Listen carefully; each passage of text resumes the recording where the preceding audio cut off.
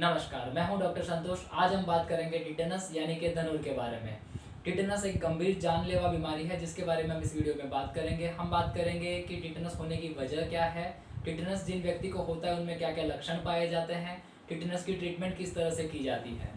Tetanus बीमारी एक प्रकार की गंभीर बीमारी है। यह बीमारी एक प्रकार के बैक्टीरिया से होती है जिसका नाम है क्लोस्ट्रीडियम टिटेनी। यह बैक्टीरिया टिटेनोस्प्लाज्मिन नाम का एक प्रकार का टॉक्सिन बनाते हैं। यह टॉक्सिन इसमें दिखाई देने वाले लक्षणों का मुख्य कारण है। क्लोस्ट्रीडियम टिटेनी बैक्टीरिया धूल मिट्टी में पाया जाता है, यानी कि दुनिया में सभी जगह पर यह बैक्टीरिया मौजूद है। जब हमें चोट लगती है तो घाव वाली जगह से यह बैक्टीरिया हमारे शरीर में प्रवेशता है। घाव वाली जगह पर यह बैक्टीरिया टिटेनोप्लाज्मिन नाम का टॉक्सिन बनाता है। इस टॉक्सिन की वजह से उस हिस्से के आसपास के मसल्स सिकुड़ जाते हैं, जिसे मस्कुलर स्पाज्म कहा जाता है।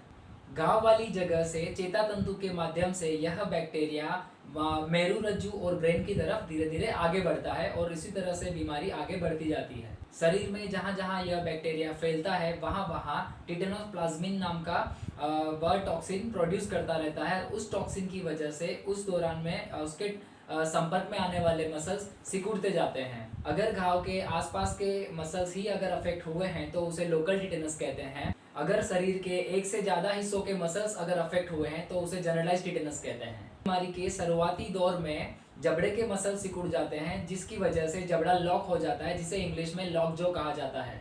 अगर चेहरे के मसल्स अफेक्ट होते हैं तो वह मसल सिकुड़ जाने वाली परिस्थिति को रिसस सार्डोनिकस कहा जाता है।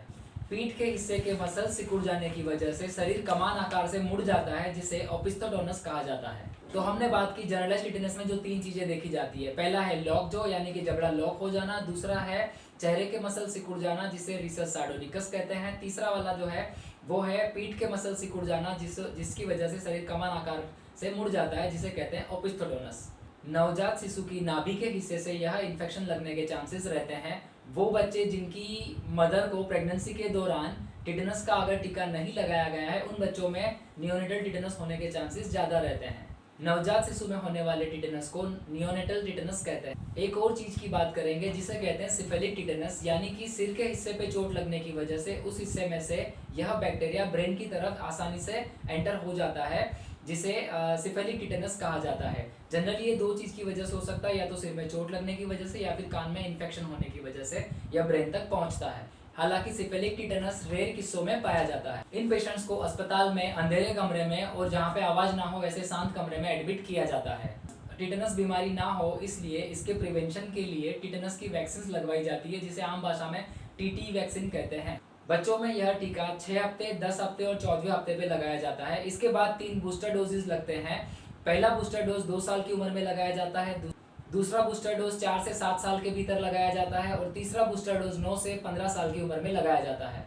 जब भी हमें कभी चोट लगती है तो टिटेनस ना हो इसलिए हमें तुरंत ही टीटी वैक्सीन दी जाती है। प्रेग्नेंट लेडी में जो लेडीज़ पहली बार प्रेग्नेंट होती है उन्हें ये टीका 2 बार लगाया जाता है, और जो लेडीज़ पहले एक बार प्रेग्नेंट हो चुकी है और दूसरी और तीसरी या फिर आगे की प्रेगनेंसीज में उनको सिर्फ एक बूस्टर डोज दिया जाता है।